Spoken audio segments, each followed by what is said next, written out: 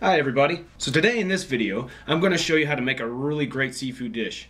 I've got pan-seared salmon with sauteed shrimp and homemade raviolis. When you tell people about raviolis, most people think you always have to boil them in water. But what I'm going to do with these raviolis is fry them. But before I do that, I'm going to make sure that they have some pretty awesome fillings in them. I prepared 3 different fillings. One with cheese, another with spinach and mushrooms, and another with sweet and spicy peppers.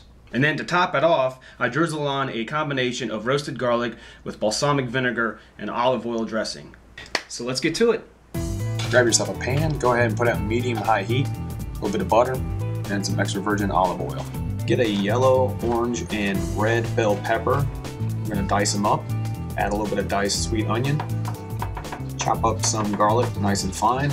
Add it in.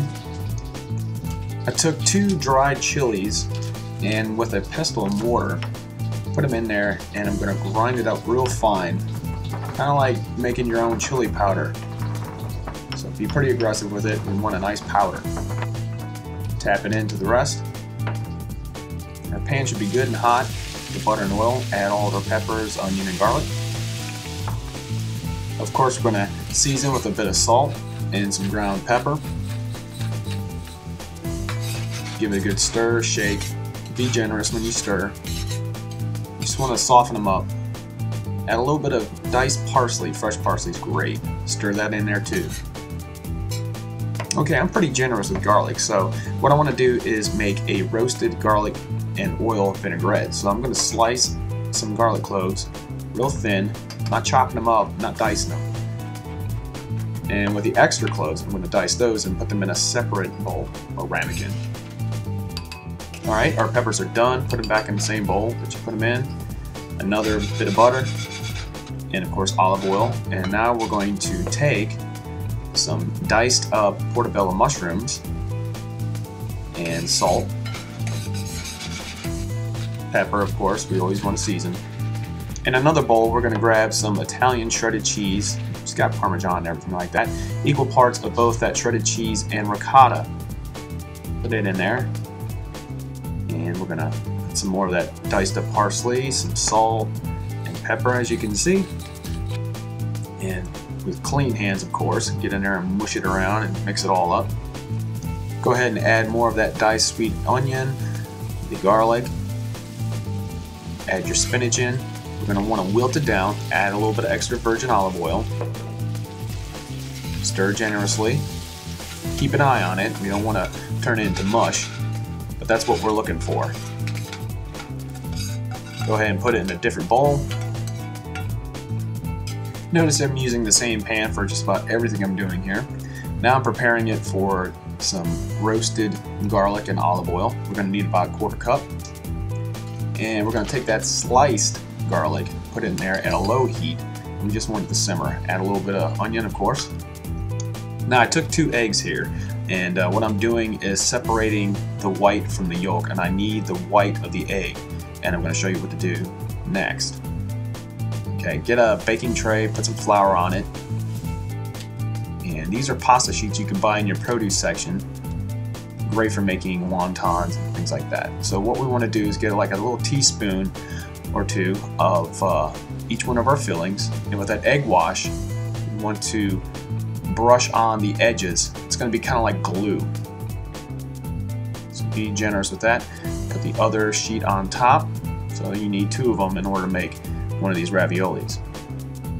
And a little extra egg wash to kind of seal it up.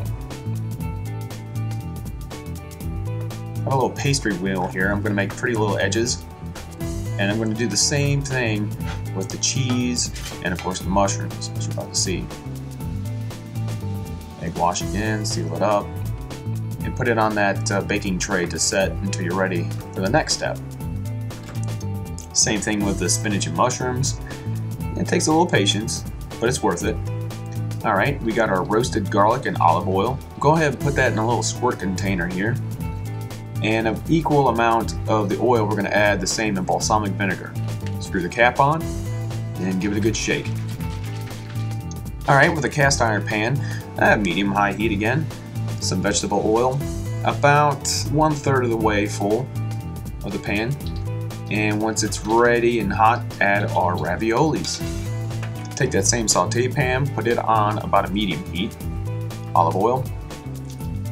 And when they start getting brown on the edges, the raviolis are good to pull from the oil.